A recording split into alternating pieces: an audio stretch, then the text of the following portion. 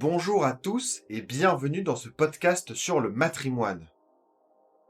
Le matrimoine, qui désignait les biens maternels au XIIe siècle, a vu son sens changer pour désigner le mariage. C'est ce qu'on entend dans agence matrimoniale ou régime matrimonial par exemple. Mais comme le dit Hélène Hertz, professeure à l'Institut d'ethnologie de l'Université de Neuchâtel, alors que le matrimoine n'existe plus, le patrimoine couvre un large éventail de significations en lien avec les notions de propriété et de transmission. Réhabiliter ce terme de matrimoine, c'est prendre conscience des notions de propriété et de transmission opérées par des femmes.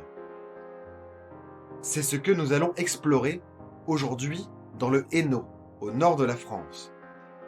Un Hainaut élargi même, qui va de Lille jusqu'au bout de l'Avesnois.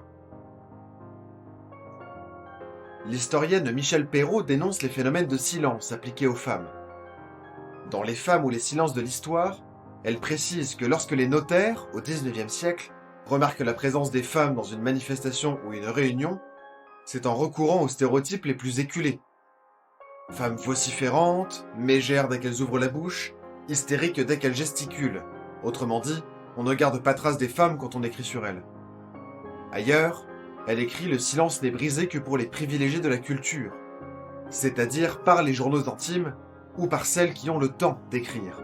Mais là encore, les traces, au sens historique, peuvent nous manquer. J'ai pour ma part constaté que c'était les grands-mères qui racontaient les histoires de famille, qui racontaient inlassablement les liens qui nous attachent aux membres de la famille, aux amis, au voisinage. Je pense que c'est une manière alors de laisser trace, de tracer son sillon, d'exister dans les récits. C'est pourquoi je suis allé interviewer de nombreuses personnes pour créer ce podcast. Elles vont nous raconter de quelle manière elles reçoivent ce matrimoine, pourquoi elles le transmettent, et comment leur histoire, leurs histoires, deviennent l'histoire, avec un grand H. Je suis Isabelle Bonnet-Muret. En concerne, j'anime l'association FER, P-H-E-R, comme patrimoine, histoire et études du repassage. Réalisatrice de documentaires. Je m'appelle Lydia Bachet. Alors moi je suis Isabelle Je Delcroix-Nollet. suis aujourd'hui formatrice. Je m'appelle Mauricette Marquis. Mon métier aujourd'hui, je suis couturière, créatrice. Aussi enseignante à l'Université catholique de Lille. Donc on était à l'école des Sœurs sur Wallers. Corinne Porte, directrice des Archives nationales du monde du travail. Bonjour, moi je suis Mélanie Rabette, donc je suis responsable de projet au sein de l'association Procitec, patrimoine et mémoire des métiers. Marie Nuguet, responsable du département des publics aux Archives nationales du monde du travail. J'ai 59 ans, je suis originaire du Nord et depuis plus de 20 ans je m'intéresse à la question de la place des femmes dans la société, plus particulièrement dans le monde Je économique. m'appelle Céline Delannoy, j'ai une petite quarantaine d'années, 2 enfants et je travaille donc dans le textile depuis 17 ans. J'habite au Bois Blanc et j'ai toujours travaillé dans la confection. Et ça permet d'avoir d'avoir une médiation autour du document. Lizzie Paulette, j'ai 71 ans. Isabelle Sartier-Moin, Isabelle Thielmoin. J'utilise mes deux noms en fait. Voilà, donc c'est comme on préfère. Ou Isabelle, c'est bien. Je m'appelle Marie-Claude Revaux. J'ai bientôt 66 ans, dans quelques semaines. Je suis arrière-petite-fille de Tissot à la cave, donc de Melquinier. Il faudrait justement qu'on puisse avoir un micro ou copier ou...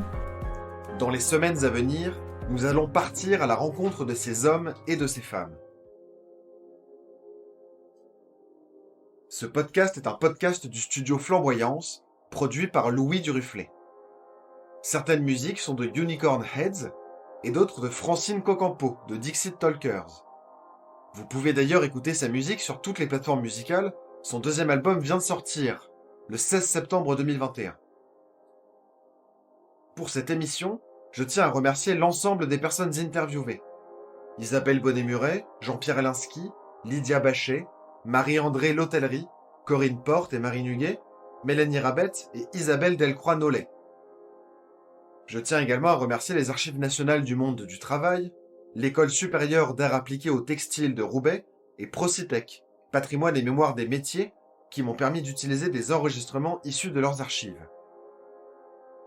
À la semaine prochaine!